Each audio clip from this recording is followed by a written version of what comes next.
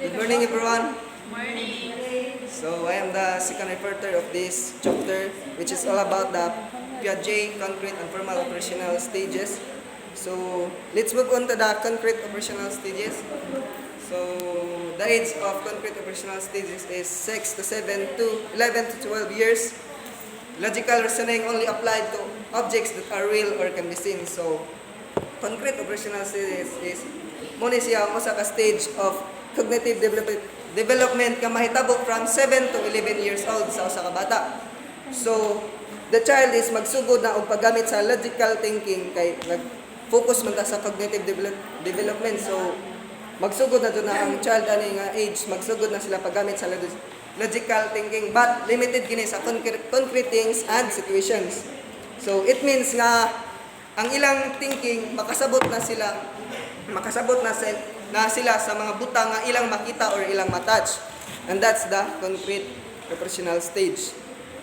So example is if magpakita kag duha ka baso nga naisod tubig. So ang usa ka baso same ra siya quality sa water, same ra siya kadaghanon sa water. So ang usa ka baso is niwang pero taas. Then ang usa ka baso is dako pero lapad. Mubo pero lapad. So, kay na-apply naman lang ang logical thinking is makasabot sila nga ang kana nga duha ka baso same ra og kadaghanon ang waters nila. So and that's the logical thinking of concrete operational stage. So next is let's move on to the formal operational stage. So formal operational stage is ang age ani niya is 11 to 12 years to lifetime or adulthood. So, individual can think logically about potential events or abstract ideas, advanced reasoning. So, sa formal stage is, according to Jean Piaget, mao ni ang last stage sa iyang theory sa cognitive development. So, kini nagsugod of age 12 to adulthood. At this age, the child maka-evolve siya from logical thinking based sa concrete things to abstract, hypothetical, theoretical thinking. In this stage is ang ability nga logical even sa mga situation is kanang ilaning in this stage. So ang kani is binalin ni siya sa concrete operational stage kay ang concrete operational stage is nag-focus man siya sa mga buta nga makita or mahikap sa usa ka bata. So sa formal operational stage is dili siya makita o dili ma-feel sa usa ka bata. So ang concrete operational stage is nag-specific ni siya sa usa ka buta nga makita. Then sa formal operational stage is general ni siya nga mga buta nga dili makita. So mo to ang giikon nga specific to general siya. So example of this is ang mga buta nga dili makita, di ba? Example of this is makahimo na sila sa paghuna-huna sa mga complex ideas such as mga equity, mga love, justice, and morality. So makaibaw na sila nga na sila yung mga example sa mga katarungan is makaibaw sila na sila ay rights silang kaugalingon. Na sila ay rights or mga karapatan inana. Mo na ang mga buta nga dili makita or mo na ang mga abstract niya. So next is cognitive development can be viewed as either fundamentally continuous or discontinuous depending on the perspective and the frequency of observation. So, ang cognitive development, nag-view din siya sa either fundamentally continuous siya or discontinuous. So, ato ning itakol ang continuous or discontinuous. So when you say continuous is ang viewed ani is the cognitive development is mahitabo ni ang iyang cognitive development through sa kanang tuloy-tuloy ang iyang development sa iyang cognitive. Tuloy-tuloy ang iyang but bisan og tuloy-tuloy dahan-dahan ra jud ang iyang pag-develop. Tuloy-tuloy pero dahan-dahan. Hinay-hinay ra nga paagi sa pag-develop. Then sa example ani is kanang example of this is ang ability sa mga bata sa ilang pagstorya, di ba? While sila magkadako, naganam-anam po ang ilang development sa pagkamao nila sa ilang pagstorya. So ina na ang continuous next is discontinuous. Ang kaninga viewed is binalin ni siya sa continuous. So it means nga ang discontinuous from that stage to another stage, which is nilukso siya sa another stage. Na mga kalit nga mga changes sa ilahang thinking. Example is napakitay ang usa ka bata sa pre-operational stage. So sa pre-operational stage is kanang example, magdula mo sa bata, kanang nagunit-gunit kintay ang bata og usa ka duaan. If imo na siyang kwaon, then imong taguan para niya nawala tong butang nga imong gitaguan nawala. But muabot na siya sa laing stage nga sa nera ng concrete operational stage is bisan og imo tong gikuha tong usa ka duaan, makaibaw na naraga po na diha sa ihang gitabunan. And that's that discontinuous na mga kalit nga changes nga makaibaw ra siya. Na mga kalit nga changes sa ilang critical thinking.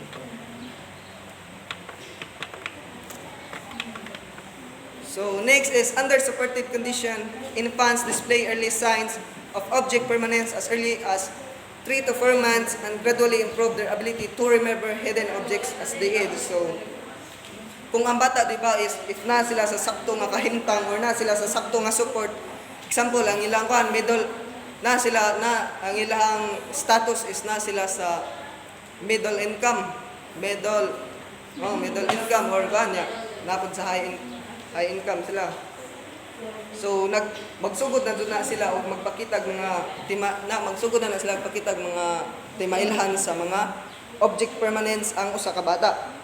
It means nga bisan og bata pa ang age nila, mag-start na sila sa pagsabot sa usa ka things mga pabilin bisan gitago lang. That's the object permanence. While magkadako sila, mas magrabe ang ilang ability to remember the hide things or of that matter. So example ani is mo tong gingon nga example kung gingon gini ang example, if magdula mo sa bata, if taguan lagi nimo, if maggunit siya og usa ka duaan, imong kwaon din tog duaan. If imong taguan. So para niya mak-understand ang bata, if maka-apply na siya ng object permanence, makasabot niya siya nga naraga po ng duaan sa gitabunan nimo.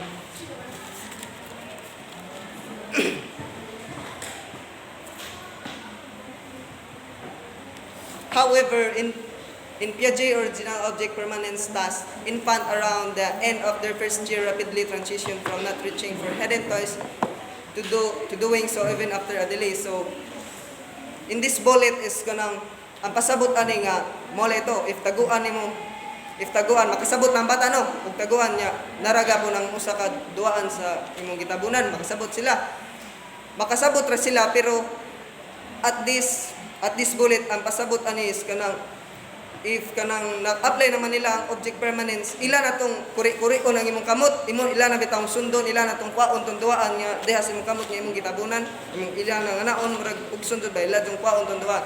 Mo na ang pasabot aning third bullets.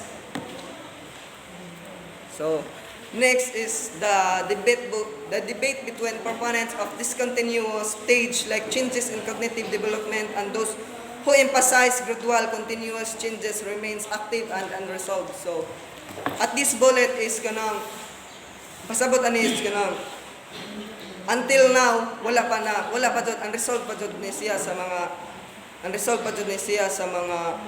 sa tawag ani nila Piaget oy philosopher na sila. Kani sila unresolved pa jud ni until now ning ilang debate sa discontinuous o continuous unresolved ba, because the other group sa mga itong mga theories, the other group the other group, nagtuo sila nga ang child's development na sa discontinuous. Then ang uban ng group nagtuo sila nga ang cognitive development ay ang cognitive development na sa continuous. But magdepende ra jud na sa usa ka bata kay nampoy bata nga ato siya mas comfortable siya sa discontinuous, napoy bata nga napod siya na belong sa continuous. So, application to education. Understanding how children think and learn has proven useful for improving education.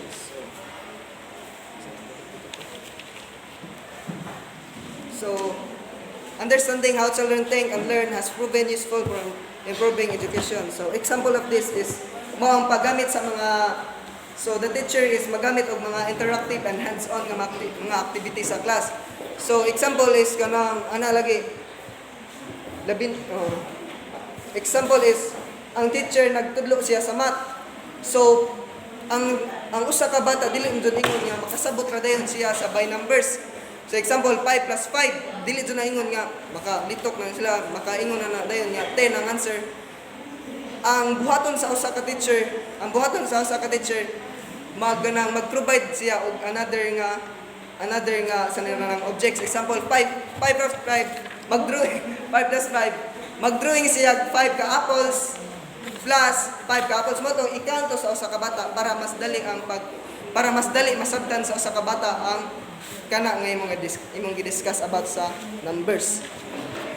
So mo na ang pasabot ani nga statements. So next is another educational application of cognitive developmental research involves the area of mathematics. Even before they enter kindergarten, the mathematical knowledge of children from low-income background lags far behind that of children from more affluent backgrounds. So, ang pag-study sa cognitive development, it means nga bisan wala nagsugod sa kindergarten or sa child. Ang child nga gikan sa low income family, mostly kulang sila sa knowledge about sa mathematics. Kay yes, dako jog impact, dako jog nang dako jog apekto bitaw effect, dako jog effect if low income jud ang usa ka bata because dili sila mahimong practical sa usa ka numbers. Dili sila mahimong practical sa maong ina ng mga math. Because ang naka-advantage manggod sa mga sanara ng mga income god, mga middle income or na sila sa mga high income bitaw ina. Ang naka-advantage manggod nila is kanang ang ilang mga anak manggod is ang ilang mga anak mapaduwa manggod nila, mapalit sila mga ina. Example, makapalit sila mga puzzle nga mga duwaan ina ng mga board bitaw. Mga puzzle, mga sanero na sa line ng duwaan chessboard. Mga snake and ladders, di ba? Ang kanang mga snake and ladders is kuan ba yan makapa-improve yan sa kanang thinking sa kan. Kaya because of that, ang kanang ma-apply nila ang kanang mga numbers ina kay bawo sila pilay madugang. Pila ba may edad sa snake and ladders ba? Then sa kanang mabot if maibawan jud sa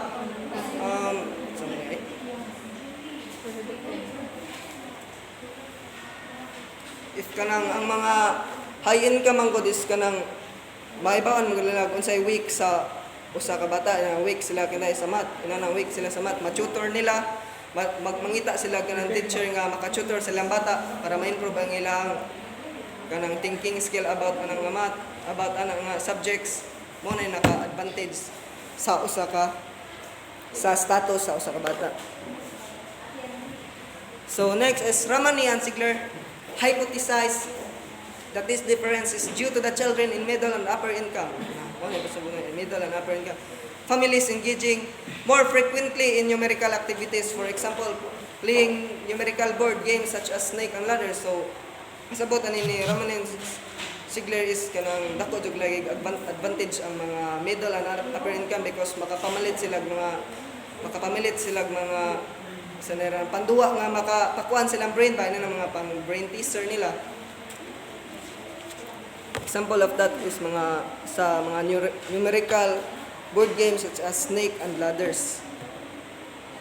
So, di ba, naka-familiar naman mo ano nga isa nila ng duwa, di ba? Snake and ladders.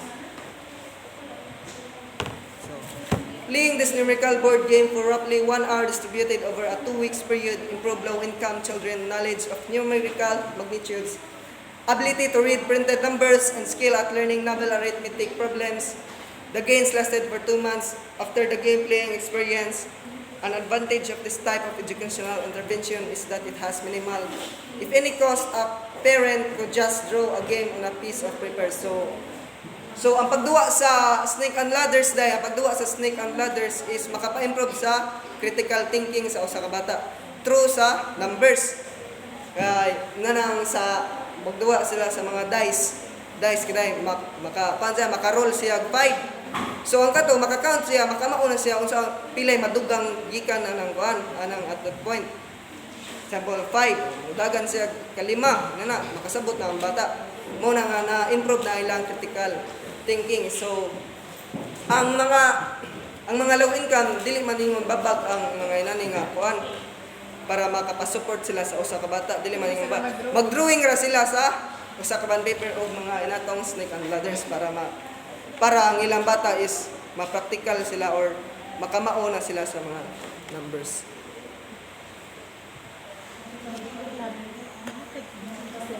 Understanding of cognitive development is advancing on many different fronts. One exciting area is linking changes in brain activity to changes in children's thinking. Although many people believe that brain maturation is something that occurs before birth, the brain actually continues to change in large ways for many years thereafter.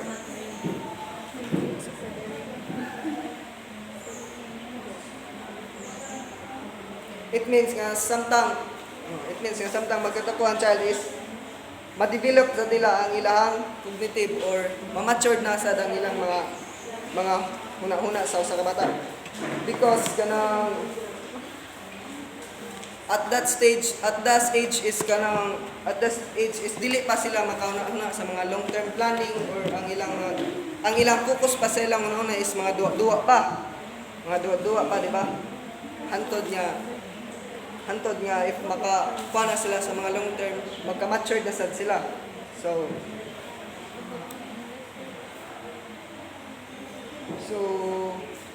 daghang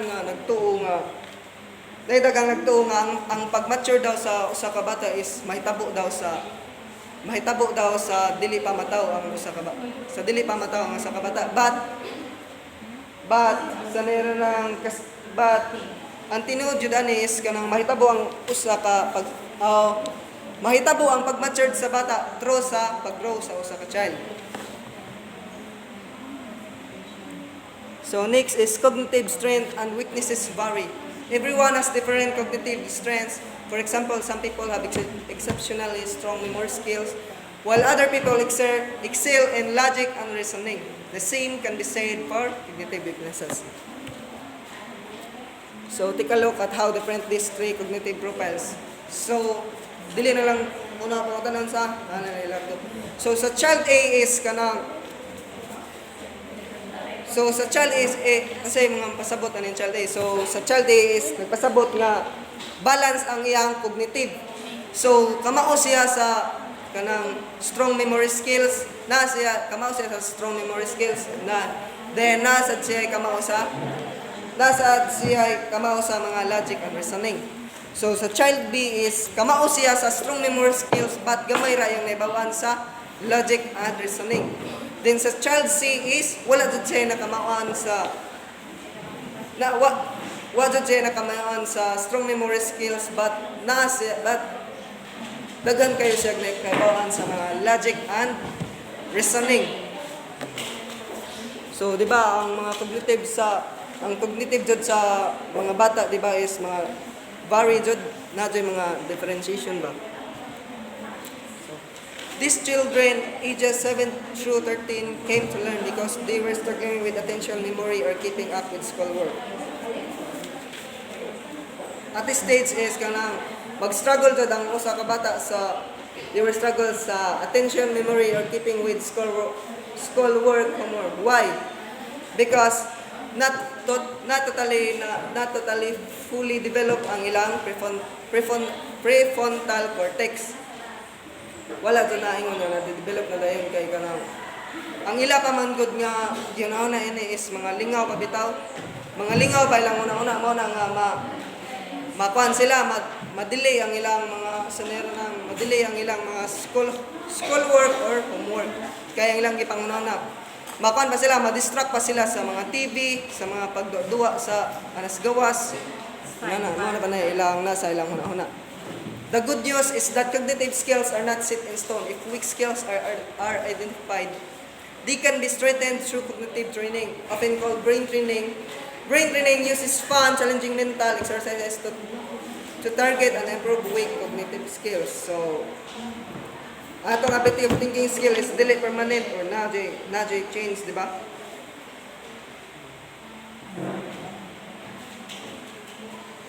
So, at anis kanang bisan wala ang pag-train. Kinahanglan jud nga kanang i-train ang brain sa usa ka bata kay para ma-improve ang ilang critical thinking. Og kanang may bawa na to sa mga bata nga og asa sila weak, ug asa ila weak, ug asa ang strength nila.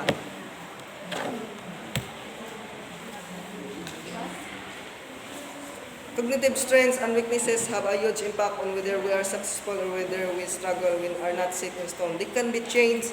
The process begins with identifying weak skills through a cognitive, then strengthening those skills through intense mental exercise, also known as brain training.